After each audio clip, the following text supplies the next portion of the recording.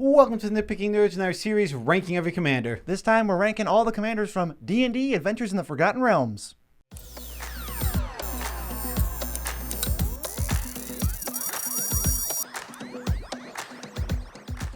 I'm your host, Joe Cherries. I'm your host, Beezy, and that makes us the Nitpicking Nerds, bringing you more daily content. No big deal. Go head over to Patreon if it is a big deal to you, and then in the description there's a TCG player link. You can buy cards from there that you're probably going to buy anyway, realistically, and that helps support the channel as well.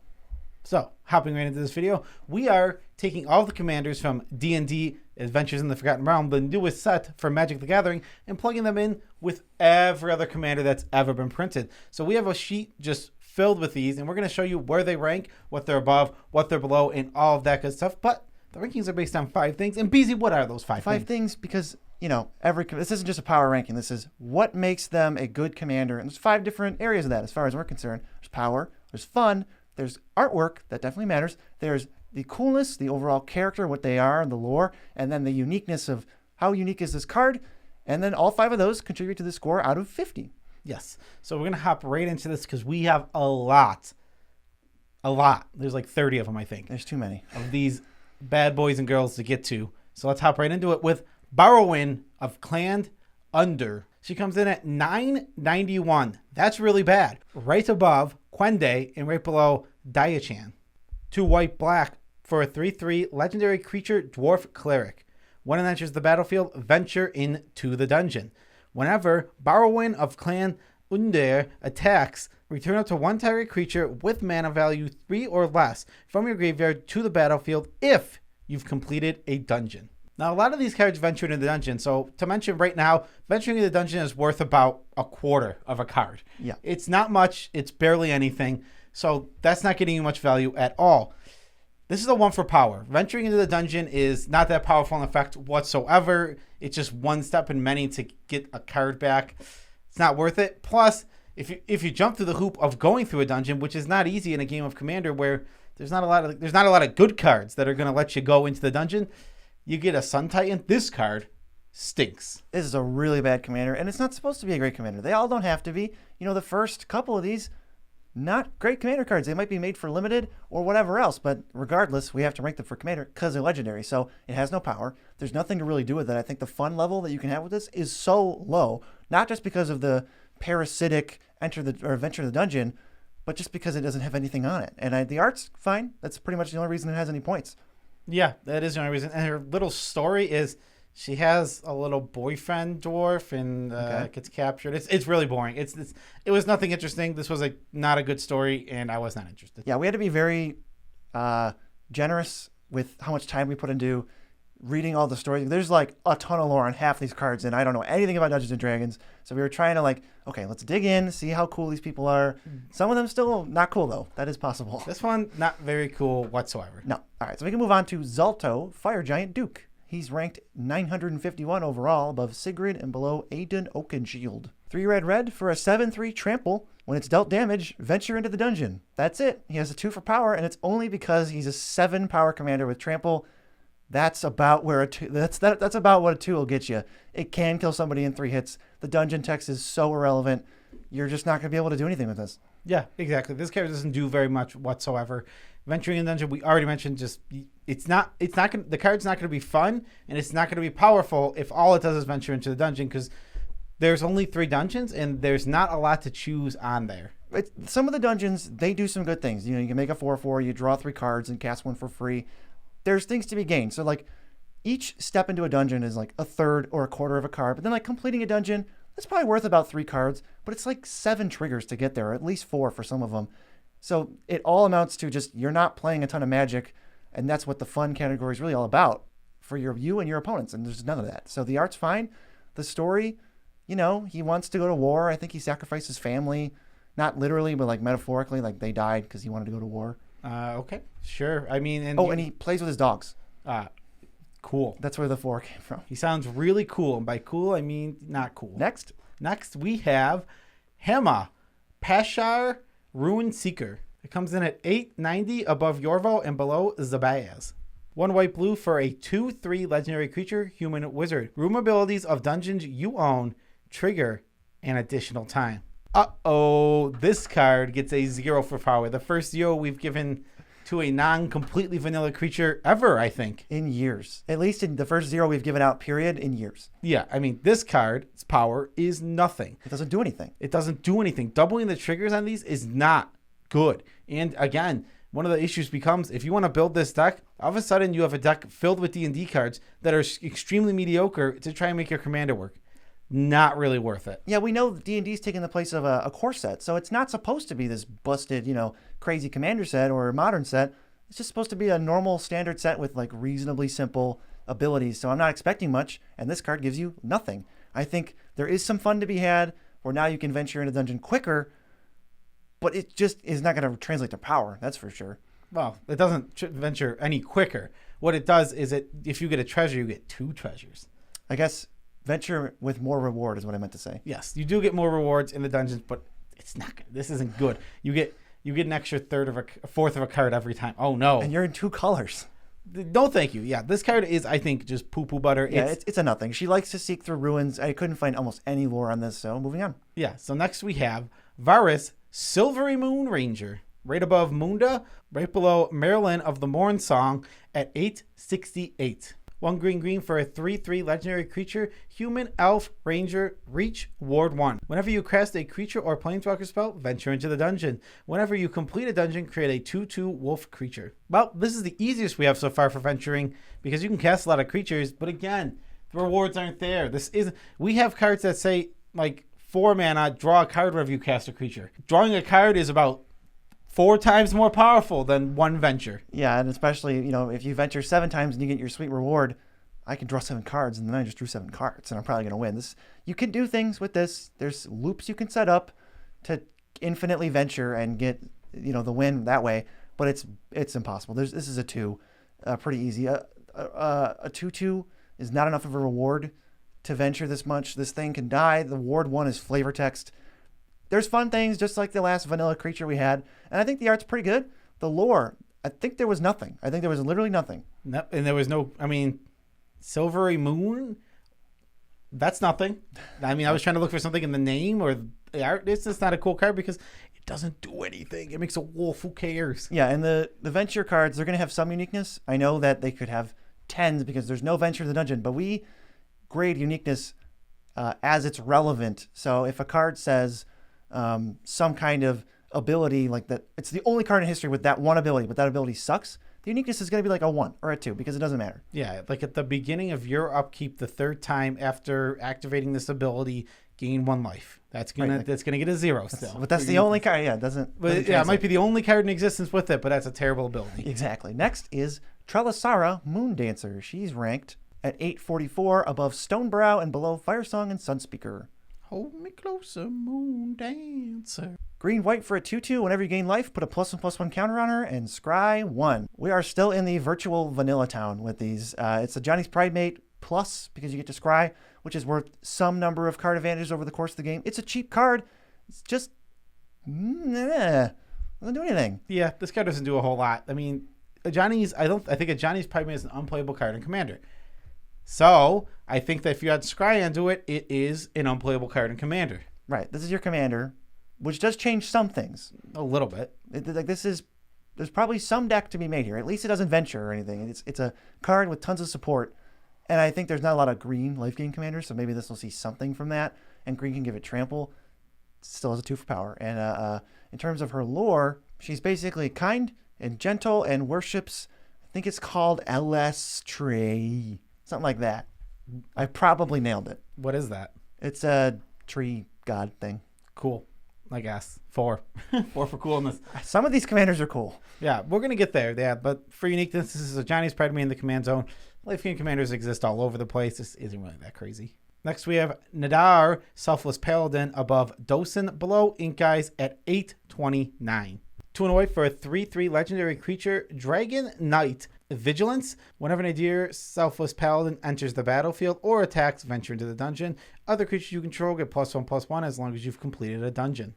Something we've already talked about in this video, venturing in dungeon, not worth a whole lot. And something we've talked about in the far past of this series, Anthem's actually not very good. They're actually pretty bad. They almost are nothing. Unless you can stack them repeatedly or clone the whatever you're antheming. Maybe you got something there, but one anthem at least is not worth very much. A +1/+1 anthem is not a good. It's not worth a card. It's not good in Commander. One singular anthem. So he's got some power, basically the bare minimum of fun for the dungeon thing.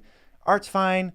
There's really no lore on this guy either. There's like a party of these 4 creatures, and Venus or Varus and Nadar are 2 of them, and then you just don't even know anything about him. I do like his art though. He's a dragon knight. That's where the 2 came from, because there was 0 sentences about him.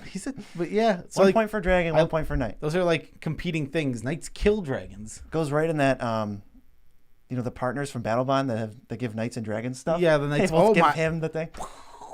Mind blowing. We found a spot for him. And you get to venture into the dungeon, which that's cool. That's great. Perfect. It's such a cool mechanic, and it's not going to be parasitic at all. They're gonna be using that in every set now, right? It's a well they can't stop going to. Evergreen mechanic. Yeah. Next is Cradle of Baldur's Gate, above Drana, below Kangi at 818 overall. Black-blue for a 1/3 human elf rogue. Whenever he deals combat damage to a player, that player loses 1 life and mills 1 card, then you gain 1 life and scry 1. Whenever you attack, you may pay 2. If you do, target creature can't be blocked this turn. Oh my god. These legendaries. I like that his ability triggers right away, but when he hits, you gain 1 and you scry 1, and they lose 1 and they mill 1? Nothing. These are just some weak cards. There's a lot of legends in this set. Like we said, there's 30. We have to kind of fly through these. So again, just no power. There's nothing here. They're uncommons too. It's not. What do you expect? What's the fun for? What do you give it a 6 for fun for? You can make your creatures unblockable. That's fair. And I mean, that's not terrible. It is something. Art is right in the middle. We're only going to talk about art if it's probably a 7. Modern art in Magic is good. Almost all these are at least going to get a 5 or 6 minimum, and then up. 5 or 6 just means it's nothing spectacular, but hey, it looks good and it's not bad. We'll let you know if it's terrible. We'll let you know if it's stellar. Also, he's a thief and a poet. A gentleman and a scholar.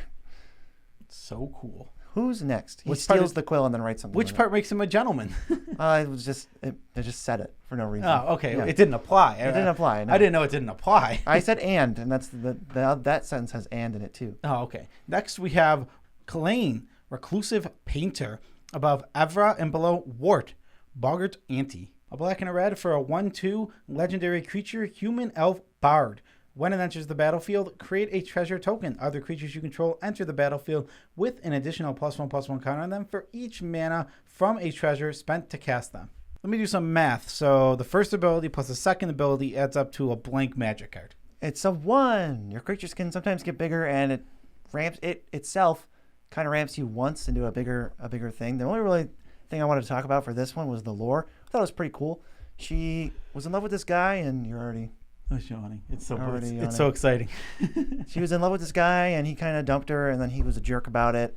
Wanted her not to have nice things, but she can paint things, and they come to life.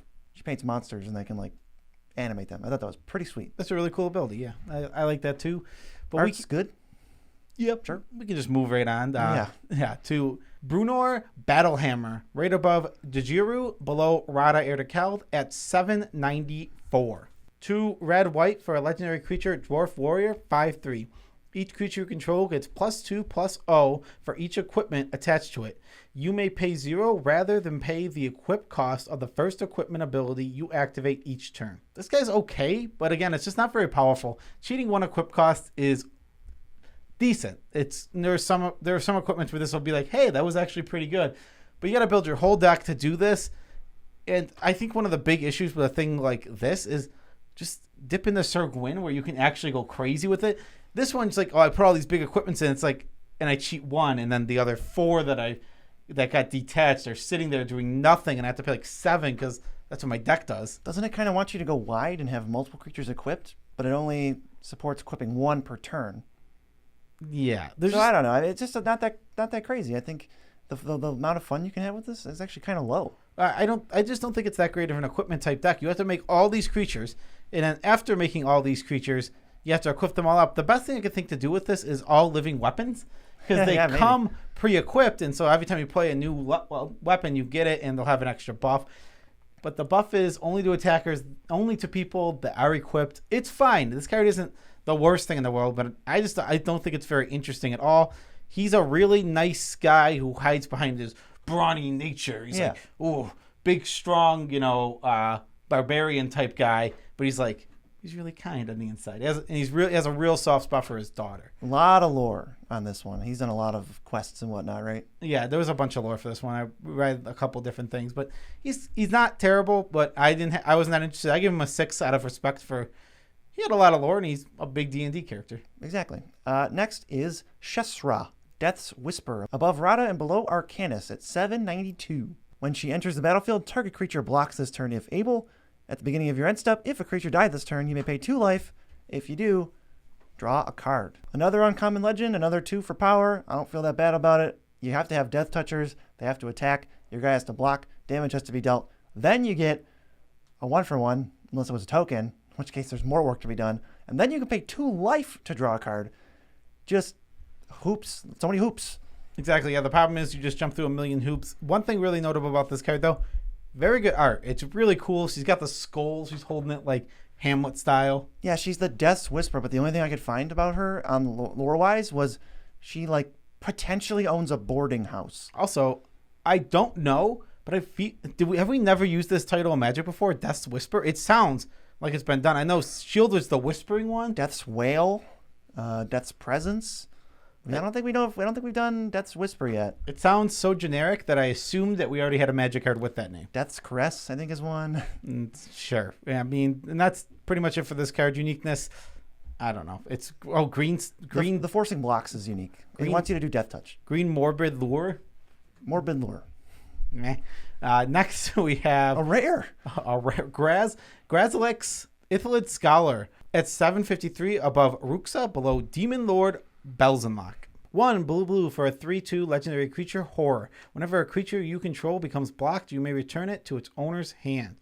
Whenever one or more creatures you control deals combat damage to a player, draw a card. All right, we've creeped all the way up to a 3 for power here. Wow, we're really pushing the envelope. I think this card's decent. The problem is the max card you draw is 1 per player. Per player. So that's decent. So if you can sneak through 3. I also like the fact that you send in I don't know, let's just say a Stoneforge Mystic, for example. They're going to block the Stoneforge Mystic or get hit. Both choices are great for you because you draw a card either way. Yes, and we are talking about these as commanders. So let's say Manowar. Sorry. Yes, you send in something with a good ETB that's not named Manowar because that card stinks. And they go, what are they going to do? Block this thing Manowar? Block this Manowar? It's some good blue card. Mold Drifter, maybe? Yeah, sure. Send in a Mold Drifter. They can either let it hit them, or they can bounce it back to your hand. You can recast your Mold Drifter and draw 2 cards. Come on, now that's sweet. Or if they take it, you draw 1 card. Yeah, or they take it and you draw 1 card. So I like this card for that. It's still only a 3 for power because honestly, it's not a big crazy threat. And him himself, he's never going to get through. Well, most commanders range from a 3 to 7 on our scale. So he's in the we've approached average, I think. If you extend out the average a little bit, he's there. Yeah, that's fair. And he seems pretty fun. I like it's blue ETBs. You want to play as many of these stupid little ETB creatures and just keep beating. Because like I said, the strength of this card is attacking with ETB creatures and making them have a tough choice of, do I want them to have that ETB again or do I want it to hit me? Or you just spam the 1/1 unblockables and you draw 3 every turn. Yeah, and this guy's eating the guy's brain or something. Yeah, he made a deal with the Lich. The Lich sucks the soul out of the body and then kind of gives him the husk and he eats its brains. And I think his flavor text is, you've studied well. Delicious. It's that's super funny. It's a pretty good flavor text. And for uniqueness, we only gave it a 2. Only a 2, really. Blue, combat, the combat blue thing, return to your hand. I don't know. You just rearrange it and you get every other blue commander. That's fair. There's a lot of blue commanders that care about card draw and all of that kind of stuff. So yeah, I can understand why they only got a 2. Next, we move on to Tarrasque. Tarrasque, Demon Fang Noel, above Bruvek and below Pianalar at 727. Green-red for a 2/2. Whenever it attacks, if you attack with creatures with total power 6 or greater this combat, attacking creatures get +1/+0 until end of turn. 2 green-red, double its power and toughness until end of turn. You already know what it is. It's a 2, baby. This is an uncommon legend. Not that they all guaranteed get 2, but for some reason, these all fell in a 2 range. Yeah, it's not very strong. It doesn't do much. For fun, I mean, you could do some cool stuff with mutagenic growth. Whoa, get his power really going crazy. Make a bunch of mana and once you double it twice, you're in La La Land. Extra combats, it will trigger again for the extra +1/+0, but that effect is so low.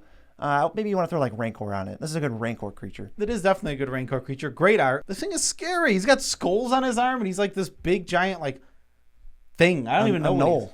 is. Whatever a noel is, he's that. And he's huge, and he kills things, and that's before we gave it any power? If it kills a human, and a hyena eats the flesh of the dead human that died to his claw, then the hyena turns into a noel. That is the most specific, and just out of context for me. I have no idea what any of that is. It's so specific, but So I think that's where the 3 comes from. so. It sounds like a noel is a hyena that got infected. So that's how noels are made. Well, like, where's the first noel come from? You get the Dracula problem. Well, magic. Somewhere. Magic. It actually probably is magic. Let's move on to Imrith, Desert Doom. Above Zareth Sand, below Tetsuko, and it's at 714. 3 blue for a 5/5 dragon with flying and ward 4 as long as it's untapped. Whenever it deals combat damage to a player, draw a card. Then if you have fewer than 3 cards in hand, draw cards equal to the difference. So the maximum hit you can have is draw 3 cards when it hits somebody. If your hand is empty, that's pretty hard to do. Welcome back to the world of the 2 powers. Yeah, it just doesn't do that much. It's not super weak, and you could probably build a fun deck around this, but my main issue is the whole goal is to keep hitting with them. So it's like attack with your big guy, draw a card when he hits, and then you're gonna keep drawing cards because you're in blue, and then you realize, oh, I'm never gonna get the second or third draw, which would be what I want to make this card better.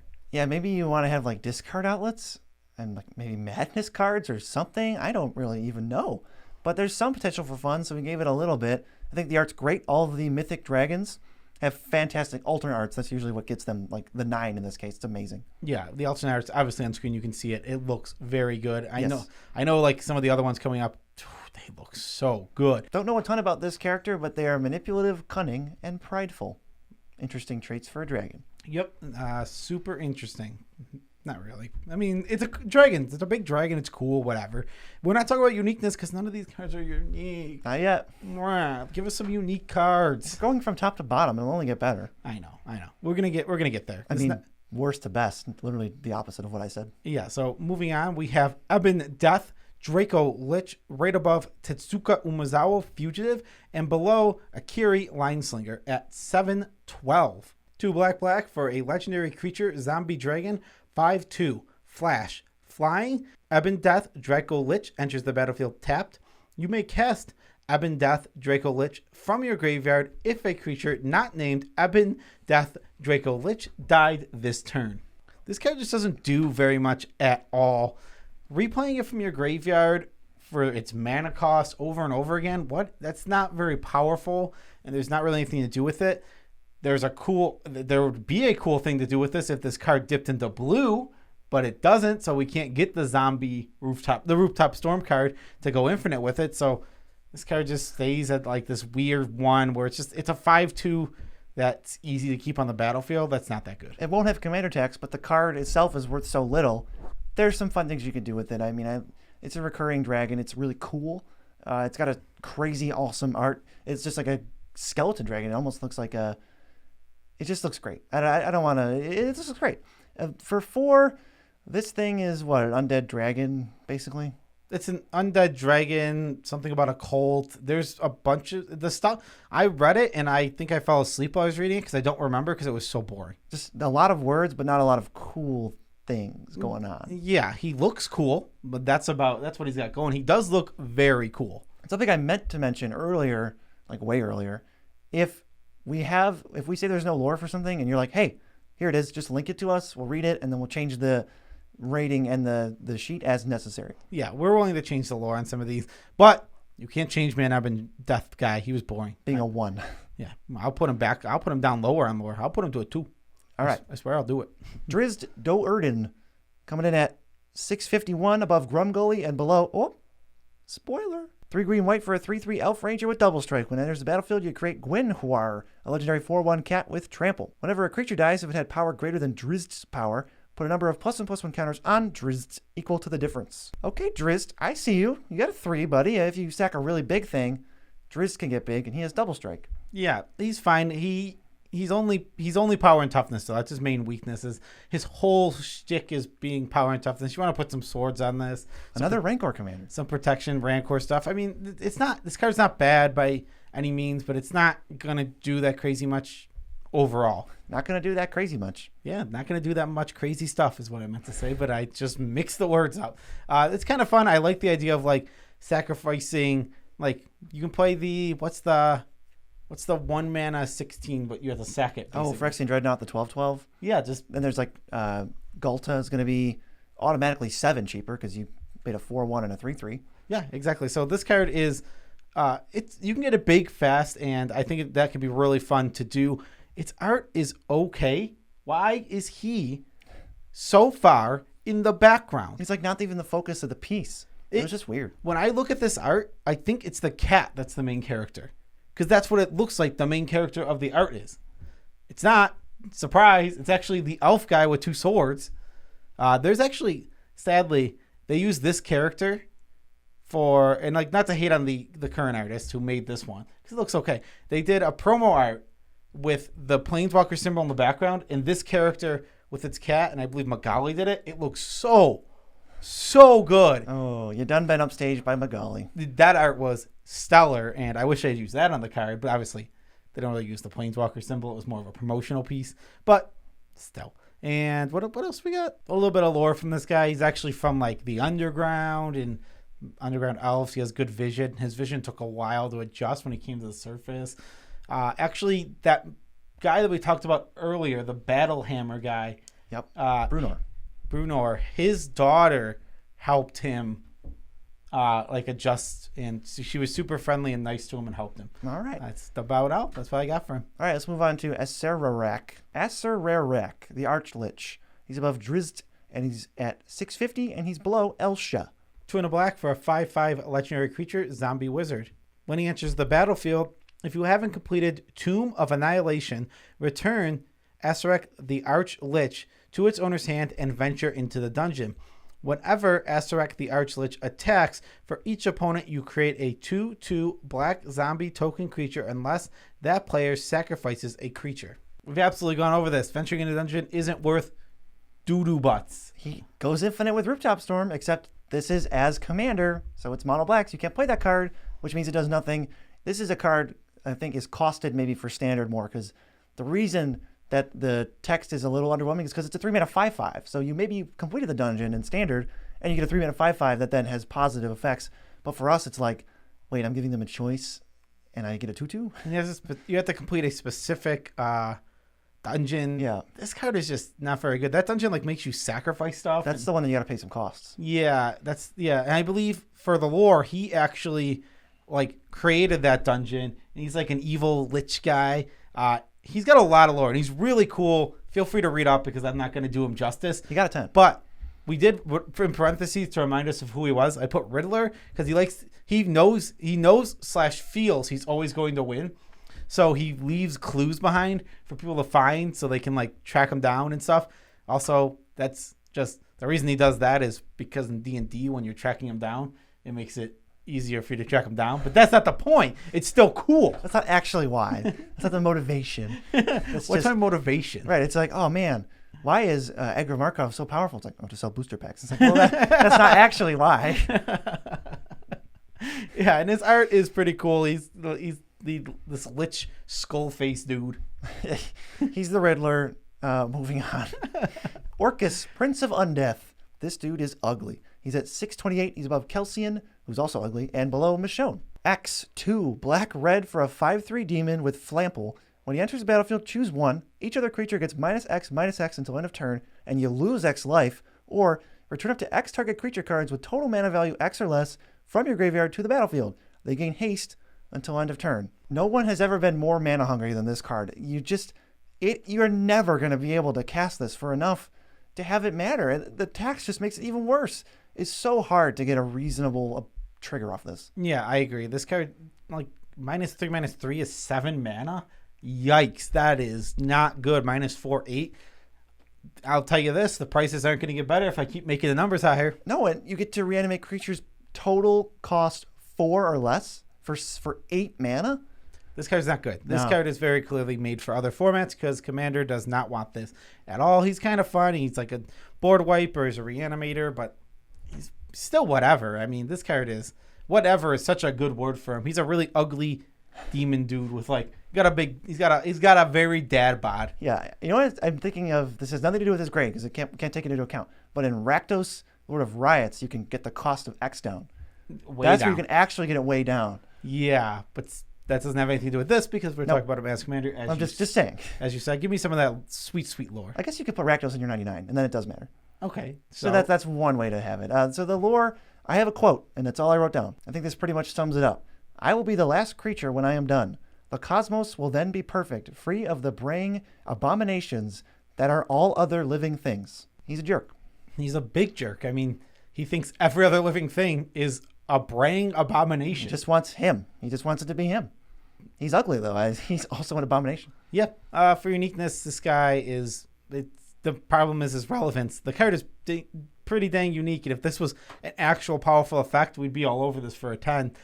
But when it just doesn't do anything. It's way too expensive, and it's unfortunate because this card has so much potential. Yeah, it really did. Any card that's like a spell, like a normal creature, and then you tack X on it, it's like, that's interesting, but not this one. Next, who is it? It is Icing Death, Frost Tyrant. Above, Tamaro Azami's Familiar, and below Izoni Thousand-Eyed at 604. 2 white for a 4/3 legendary creature, dragon, flying, and vigilance. When Icing Death, Frost Tyrant dies, create Icing Death, Frost Tongue, a legendary white equipment artifact token with equip creature gets +2/+0 whenever equipped creature attacks. Tap target creature defending player's control and equip 2. Well, he's a medium beater and he dies into an equipment, which is kind of cool and pretty unique. If the equipment was good, it'd be a really unique and kind of cool card. Unfortunately, the equipment stinks, the creature's body stinks, and we end up with this medium card that isn't very powerful. This reminds me exactly of Giselle the Broken Blade. They're literally both 4-mana 4/3 flyers, and they do this really cool thing that doesn't end up ever happening, ever mattering. Yeah, that doesn't end up ever mattering. It's sad because this could be good. This could be a good card, but the equipment stinks. This feels like it's pushed for other formats, not this one that we were talking about, which is fine. 10 for art, that alternate art. So many chef's kisses to it. It is so good. Kind of feel bad for this character. Their hobbies included sleeping on their dragon horde, and then they were killed, seemingly, as far as I could tell, killed because the people killing it wanted to kill something cool to prove something to someone else. So, like, just Icing Death did nothing wrong. Oh, poor guy. Yeah, I mean, what the heck? But I think it is cool that his tongue is a weapon. You just kind of... What do you do with it? It's probably like an icicle, right? Like it's frozen, so it's just like a sword. Yeah, okay. That makes sense. Yeah, it gives plus and power, and it ices down creatures, so that makes sense. It's too cold. Oh, way too cold. Moving on, we have the Tarrasque. Above Croesus, below Sliver Hivelord at 580. 6 green for a legendary creature, dinosaur 10/10. The Tarrasque has haste and ward 10 as long as it was cast. Whenever the Tarrasque attacks, it fights target creature defending player controls. And some cool flavor text here. When it rises, nations fall. Well, all of that adds up to an overcosted big fat threat that's not that good, unfortunately. It has no evasion. It'll get you like a 2-for-1. It's hard to kill with ward 10. But you might as well have hexproof, and we're still kind of factoring that in. Yeah, and I will mention uniqueness now. Again, this card, fighting and like haste on green isn't even unique anymore. Nope. I guess ward 10 kind of, but it basically just has hexproof for the sake, like, just say it has hexproof. Why are we not saying it's hexproof? Because when somebody has a swords and 11 mana, someone might get it. Just give it hexproof. Well, they wanted to phase away from hexproof. I think Ward was there saying we're not going to do hexproof like almost at all. Yeah, I guess that's fair. Ward 10 is essentially hexproof, though. Yeah, it reads cooler than hexproof. And this is one of the, I've been told, one of the biggest, baddest monsters in all of like D&D world. It's like the biggest thing on the plane. And this thing is getting hyped up so much. And I'm reading the stats on it. It's like, this thing is 50 feet tall. It's like, that's not even that tall. That's pretty tall. 70 feet long. It's like, but I guess. It just doesn't feel even that crazy to me. I expected more. Yeah, when you say it, It's like a building. Yeah, maybe it's not. I mean, this thing is what is a 10-10. Look at the other 10-10s. Golta's huge. Golta would step on it. Ulabong's the size of like a continent. Yeah, I feel like if this is 6 feet tall if is this- a 1/1. if this is Tarrasque, and this is like Golta, and it's just gonna crush them. Yeah, I mean, so I'm, human, 5 feet, 6 feet tall, 1/1. 50 feet tall. That is kind of 10 times. Well, yeah, but that doesn't. I think it scales faster than It that. definitely because a 3/3 is an elephant. because the strength of a human is a 1/1, and the strength of a bear is a 2/2. So Yeah. that is not just doubling in power. A bear is more than 2 times stronger than a human. Just like an elephant is probably more than 33% stronger than or 50% stronger than a bear. Yeah, exactly. So this thing, it just didn't end up getting there on the card. It's just a boring beater, and that's sad for one of the big raid bosses of D&D. So Yeah, I hear this thing's like really tough to kill. Like you're supposed to be super high leveled, and it's still hard. yeah, so Almost like the post game boss. but he is scary AF in that art. Yeah, I like that it's just ripping apart a city. And the flavor text helps. So we can move on to Inferno of the Star Mounts above Gen, below Nimrus at 554. 4 red for a 6/6 dragon. It's got flying, haste, and can't be countered. Red. It gets +1/+0 until end of turn. When its power becomes 20 this way, it deals 20 damage to any target. It looks so flashy, but I think it's basically a trap.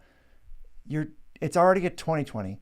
One more power kills somebody outright, and then that's just better than the 20 damage. Yeah, I mean, getting there and doing all this seems fun, but it doesn't seem very good. You're just jumping through too many hoops, doing too many little things to get this guy to this big, powerful thing that's already going to one-shot somebody, and then you can deal 20 damage to any target. One thing I want to do is somehow tick the power toughness lower, higher, so you can just win. You have to get it up to a 20, then give it -1/-1 until end of turn with some effect. I don't know what yet. Haven't really workshopped this, but then just pay red, deal 20, pay red, deal 20, pay red, deal 20. Yeah, there's some crazy things. You probably want to start that turn off with a mana geyser in order to really get there, because you're going to need a ton of mana to do whatever it is. Oh, yeah. Maybe once you get infinite mana, then you can like put a -1/-1 counter on it and like proliferate it, because you won't need... It's a 6/6, so you're going to have quite a few 20s to dish out. Yeah, it's pretty sweet. Art, again, this awesome alternative dragon art. It's mwah, mwah, mwah. More chef's kisses for it. Yeah, this dragon kind of just hit out somewhere and then took an interest in these types of people, and we don't even know. That's like where it ended. So maybe that hasn't resolved yet, but it will, but I don't care right now. Yeah, and it's got fire breathing, but when it gets big fire breathing, it does a thing, which is why it gets a 5, because the big fire breathing, Can't be countered is nice too. Yeah. Next is Farida, Devil's Chosen, at 534 above Raph and below Rexiol. Why did the devil choose Farida? 2 blue-red for a 3/3 Tiefling Warlock. Whenever you roll 1 or more dice, she gains flying and menace until end of turn. If any of those results was a 10 or higher, draw a card. This is just like that lady who liked to explore ruins.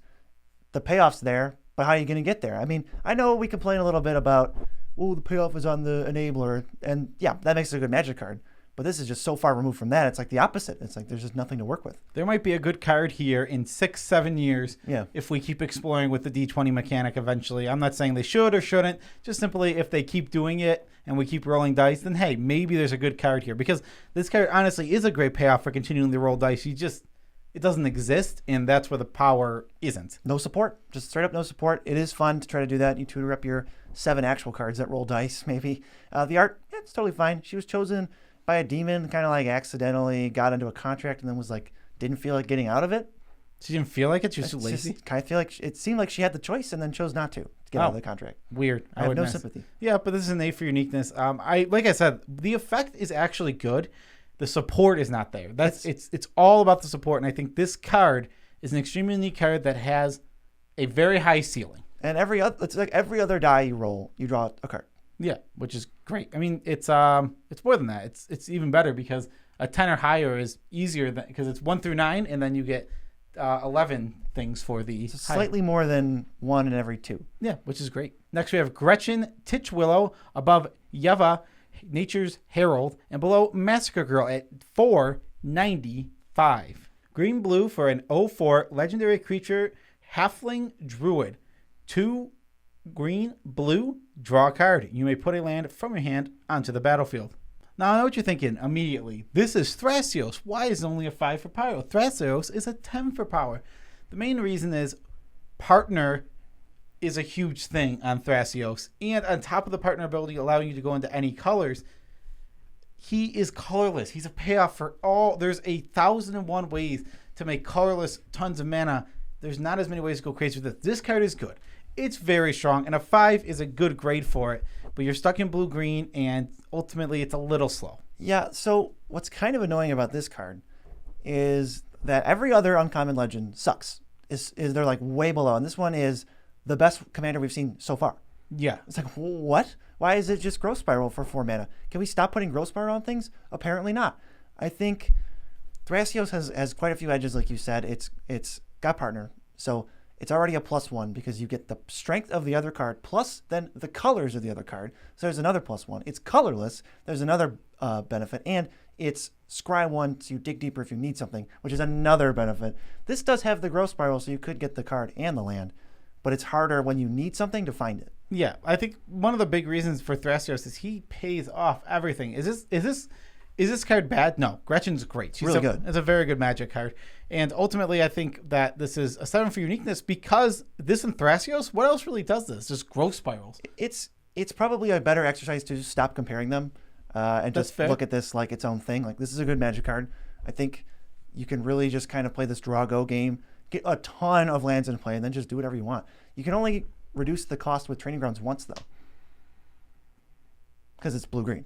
Oh, yes. You can't take it down to only one. Yeah, That's what you meant. I'm like, I wasn't sure what you quite meant by that. Yeah, that makes sense. But you can get it down to just a blue and a green. It literally just Growth Spiral. And the land you put in can be untapped. Yeah, so like Tulane, but obviously never close to powerful as Tulane, you can just put things in untapped and do a little impression of like storming off. Right. Gretchen's cool. She talks to trees, I believe. That's it. Yep. It's a 3. Cool. Hi, Tree. How you doing? Great. And everyone thinks she's insane. So. Yeah, I think she was the only one who could pretty much do that. Oh, well, okay. Cool. Good for her. Next, we're moving on to Olaf Fiddlebender. Above Imrith, below Pia and Kieran Nalar at 460.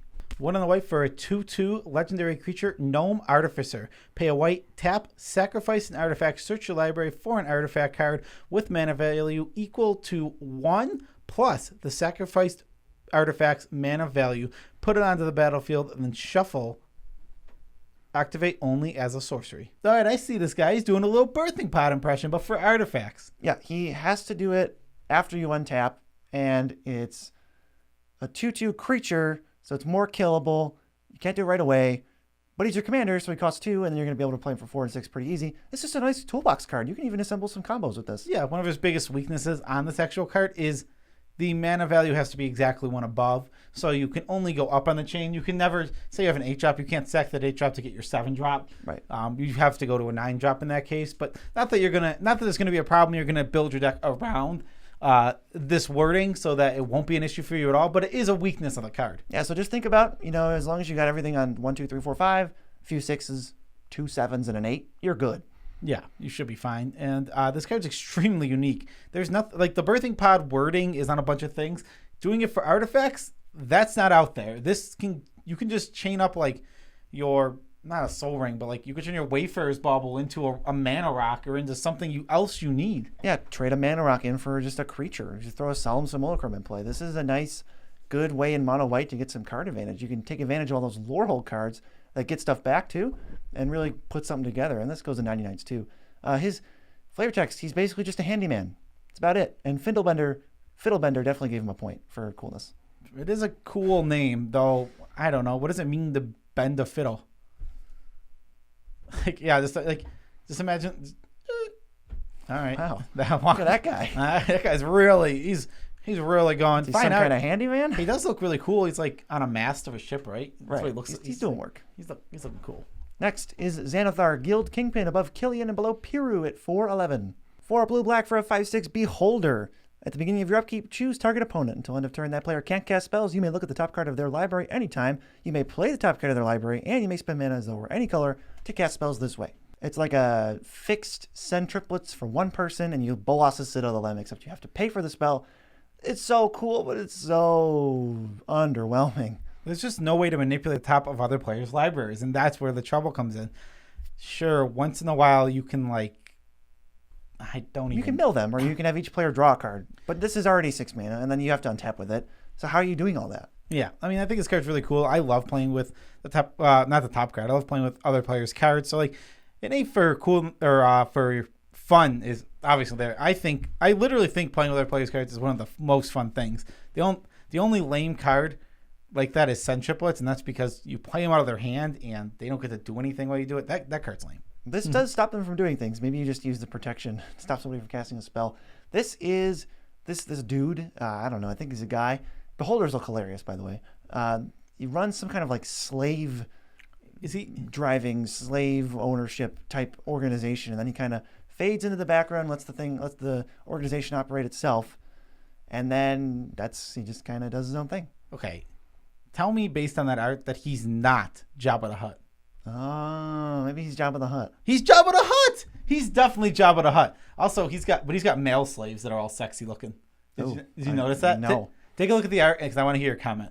I'm just looking at the art and I can smell the room. Let's just say that. I love that. Like he literally, it looks like, it really does look like he takes inspiration from Jabba the Hutt, and I really do like the overly sexualized male slaves. It's just kind of it's like a silly play on like Role reversal. Yeah, of like, yeah, maybe don't judge him for being a gay beholder.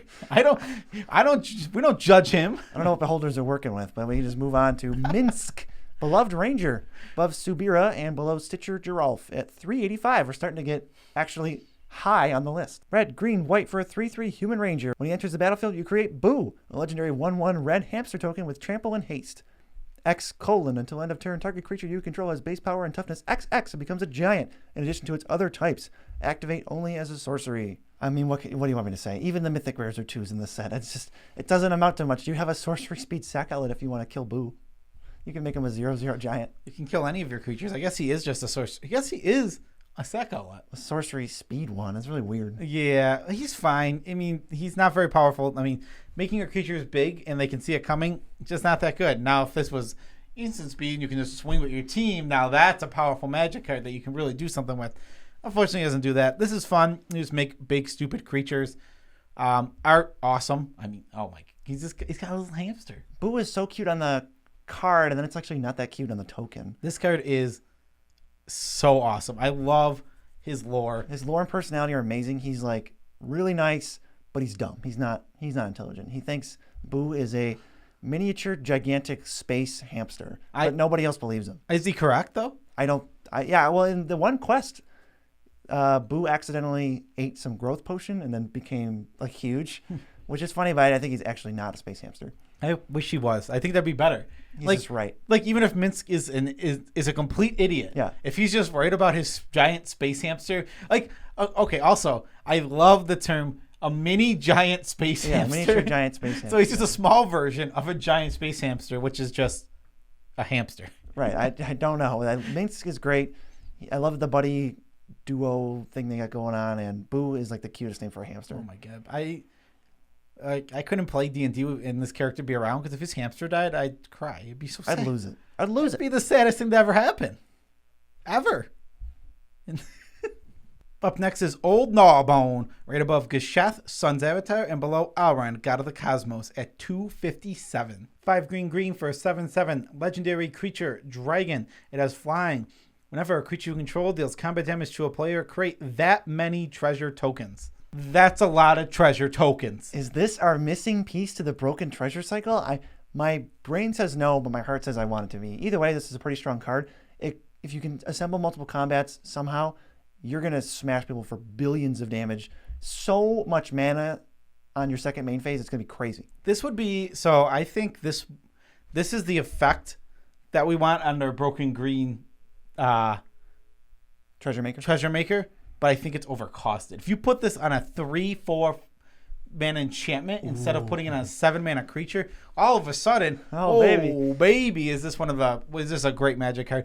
Still very powerful. This effect essentially has haste because it comes down, and then if a creature attacks, right away As soon as that first creature hits, you get those things. If you have like a 5/5 on board and you can connect with it, that's 5 treasures. Go crazy on your second main phase. That's what I'm wondering. That maybe doesn't matter how much this costs because it pays for itself right away. Yeah, it can So pay. it's going to cost 0. This is an incredibly fun card. You're going to make a ton of treasures.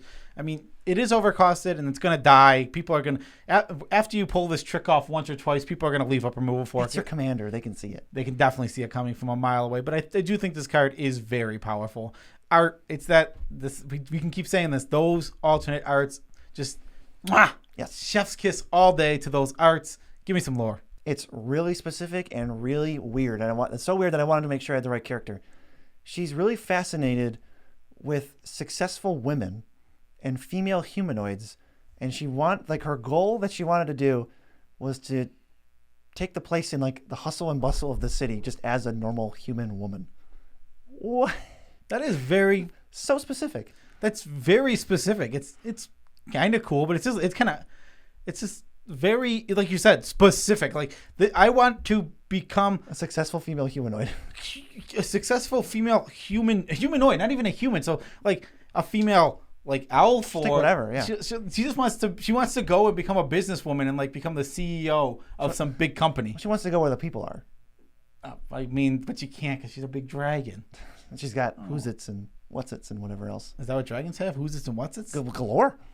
That's true, and they actually breathe fire when they sneeze. That's just not going to work in the CEO offices. But what about under the CEO? What? No? You just have missed everything I've been saying? I was doing Little Mermaid that whole time. Oh, Yeah. Okay. Well, that was really funny. I didn't get that. Yeah. Yeah, apparently BZ was doing Little Mermaid. I was just talking about this big giant dragon that would be funny to like work in the office. What I was saying is probably really weird. Yeah, it was really weird. I had no clue what the who's this and what's it's were referencing at all. Okay, let's just go to the next one. Yeah, that's a good idea. Next is Asmodius, the Archfiend. Above Blex, the Vexing Pest, and below Progenitus at 239. 4 black for a 6/6 Devil God. If you would draw a card, exile the top card of your library face down instead. You can't look at it. Black, draw 7 cards. Single black, return all cards exiled with him to your owner's hand, and you lose 1 life per card. This is the strongest one we've seen so far. He's a 6 out of 10. You gotta either play him with a bunch of mana or untap with him, but you get basically Yawgmoth's Bargain. Yeah, this card is really good. You just get to draw so many cards. It's 4 mana, draw 7 cards, lose 7 life. Once you do it, it's worth it. Yeah, if you can make sure you can untap with this guy or that you have the mana when you do it, it's worth it. I mean, black is so good at life gain, even mono black decks. You just play a Gary after this, and it's like you basically lost nothing. Plus, you don't have to discard the cards right away because you activate the ability to put them back into your hand on someone else's turn. Yeah. So this card is just the most powerful one. I think it's the most powerful one we have for all these cards, but he's good, and I think it's pretty fun to draw these cards. But I think, like some other commanders, he's just going to be a mono black big mana guy. You never see that. That's never what you see, though. Usually, mono black is not about Cabal Coffers. No. But this time it will be. This is different. Yeah, this is different. Why don't you like the art for this one?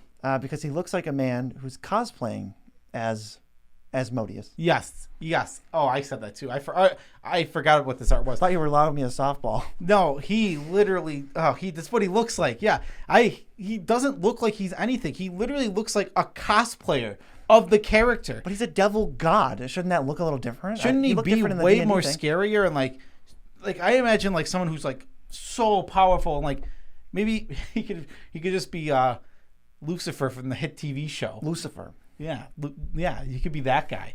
That guy's handsome. He's smoldering. That guy looks I'm more scared of that guy than I am of this cosplaying guy. Yeah, but his lore, pretty great. He's a ruler of all devils. He wants to become the supreme being in the multiverse. He's all up in hell. He's doing stuff down there. And one of the reasons I was disappointed with Tarrasque's size was that his true form, what we're seeing is a stupid human conjuration, I guess. His true form is a wingless serpent hundreds of miles long. That thing is huge. That is the biggest thing I think that's ever been made in Magic. Yeah, I mean, that's not what we're seeing here. We get the stupid human version, or the devil version, but that thing would be like a 50-50. Maybe that's what it was. Maybe the hundreds of miles serpent thing, like built that like in his garage, and that's why he looks like a little cosplayer. He built that. Yeah, he built the little thing to like be his puppet. Oh man, there's so many things to say, but he's a really unique card. It's good, kind of a goofy devil god, and he does some insane power things. Yeah, agreed completely. So we can move on now to the next one, who is Volo, Guide to Monsters. Above Ormos, Archive Keeper, and below Skithrix, the Blight Dragon. 2 green-blue for a 3/2 legendary creature, human wizard. Whenever you cast a creature spell that doesn't share a creature type with a creature you control or a creature spell in your graveyard, copy that spell. All right, this guy is strong. He is just doubling all the creatures that you're going to be playing. The main build-on restriction is just go crazy. Go crazy with your tribes. Make sure you have very little overlap where you can. That's where you lose some of the power, is you can't overlap everything. And I think they thought about this pretty well, because that's definitely takes a hit to his power level and the ability to like combo and stuff. Yeah, agreed. But he's still going to be incredibly strong. No matter the way you build the deck, he's gonna copy 80 to 90% of the creature spells you cast. Oh yeah, this is a good card. I think the fun is off through the roof, off the charts, even though it's on the charts at an 8. And I think the art is pretty good. This guy gives me Flavio vibes. He's like, look at this thing. Yeah, I know. Beholder, I killed it. Yes, I'm pretty cool, ain't I? He does look like he feels. He gives the vibe of D&D so much. Like I imagine, like if I'm playing a campaign, you walk into like a tavern and this guy's there, and you can just talk to him and you get all the information about the new monster you're going to fight. He just feels like D&D Flavio, doesn't he? Yeah. Why like Flavio? He looks like this rich, like he's got ridiculous garb on. He knows everything, because this guy, some of the lore is like he tells everybody that he knows everything, but it's only half right. Okay, I'm trying to picture Flavio. Oh, he's like the merchant guy from Paper Mario. Flavio. Yeah, how can you forget Flavio? Well, he'll be on screen for people who don't know who Flavio is. Well, that's why I was confused. It's not like Flavio is. You have to think of Flavio every day. You don't just know Flavio. World famous character from Paper Mario, 1000-Year Door. 2002. The classic character. No, it's almost 20 years old. Yeah. BC's getting old. BC, what is it? Your mortality? My mortality. Yeah. You have to face it daily now. Daily. Daily content. Daily content, daily mortality. Daily coming to blows with my own mortality. Who's next? Let's just go on. Yeah, I was just going to see, is there anything else to say about nothing left. Oh, he is very unique. Copying creature spells. There's not a ton of things that do that. Verizol is one of the only other ones, and that only copies bad spells. Yeah, that only copies bad spells. So, yep, we can move on to Delena, Wild Mage, above Archangel Avacyn, below Mavinda, Student's Advocate, at 158. 3 in a red for a 3/2 elf shaman. Whenever she attacks, you choose target creature you control, then roll a d20. On a 1 to 14, you create a tapped and attacking token that's a copy of that creature, except it's not legendary and it has exile this creature at end of combat. Or if you roll a 15 to 20, create one of those tokens, roll again. Okay, this is a little bit chaotic. It rolls a die, but it doesn't depend on rolling a die. You can just use it as the effect of the card, which is what I think almost every one of those die rolls should have been. So you don't end up with that poor Farida who has nothing to do. This is a 3. It's okay. It's not great. Yeah, it's not a crazy strong card, but it's incredibly fun. You're just going to be copying your big ETBs and getting more creatures on the battlefield. Trying to get lucky. Yeah, you're trying to get lucky so you can do it again and again. Potentially, you could roll. Like, it's not unrealistic to roll 3 15s in a row. That's totally something that can happen sometime. And every time you do it again, and you could potentially hit 4, and that's not even like breaking the odds. That's inconceivable. 6 out of 20. Yeah, it can totally happen. The 10 for art, I love this art. I look at it closely, it is really well done. All of these, like the swirling around her is like magic, but it's like motion blur. It's all part of her, and it looks super cool. I think it is absolutely stellar art, and her lore is pretty good. I liked her lore a little bit. She has her and her brother were both mages, and her brother studied really hard to be an awesome mage. And like she kind of slacked off and skipped school. He sounds dead, this brother. So hold on, I'm getting there. The brother was like wrestling with her, like, haha, you're not very good with magic or whatever. And they're like goofing around, and she like erupted with a ton of power, showing that she was like more powerful than him. And he got real mad and left. And they have a magical bond, and she sensed that he was in danger later after he left, and he set a trap. Apparently, he had been using spells to take power from her, and because apparently they're bonded. I think they might be either twins or brother. Just he's a jerk. So he's a jerk, and he was taking her power because he was super jealous of her power, and he ends up dying. I know. What? No. He ends up dying in the story. She wanted to go help him, unrelated. She went to go help him but he was just trying to get her there so he could take more of her power. That's kind of mean. Jeez. All right. Well, sorry, Delena. You're really unique though. You roll dice and you make copies of creatures. Yeah, that's true. And what do we have for the top commander from the D&D set?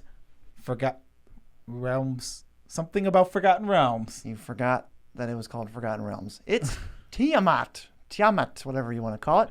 Number 68 overall, so 68th best commander.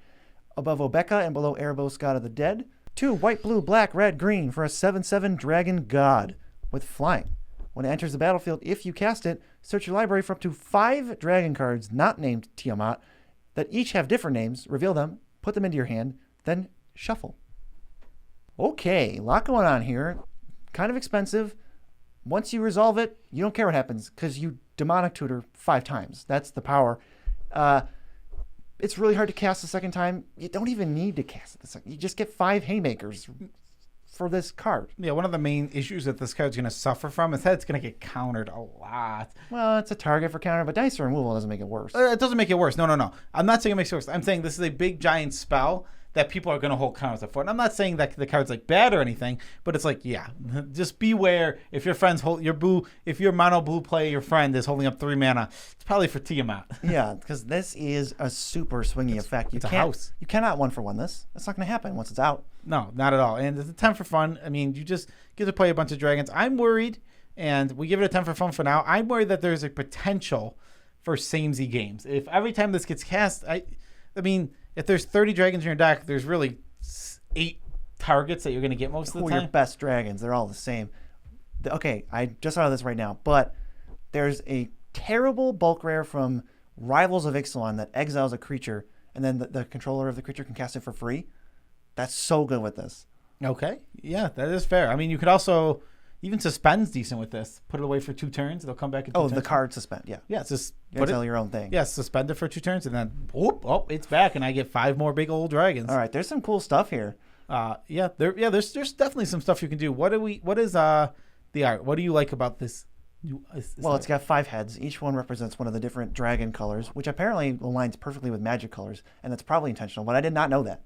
I didn't know that either. It's really cool. I knew there was 5, but I didn't know there was only 5, and it was exactly red, blue, green, white, black. They're super cool. I would assume there would be other colors of dragons, but nope. They go by the colors of magic because that's how it should be. This is a dragon god. It's evil, just rules over everything. It's just terrible dragon. Really menacing. Do you get to kill us in D&D? Do you know? I have absolutely no idea. Maybe it's so mythical and so crazy that you can't even fight it. It does seem like a raid boss type thing where it's like, all right, we're going to kill Tiamat.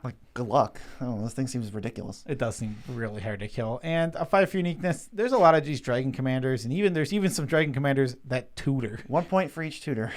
That's fair. Because it has nothing else on it.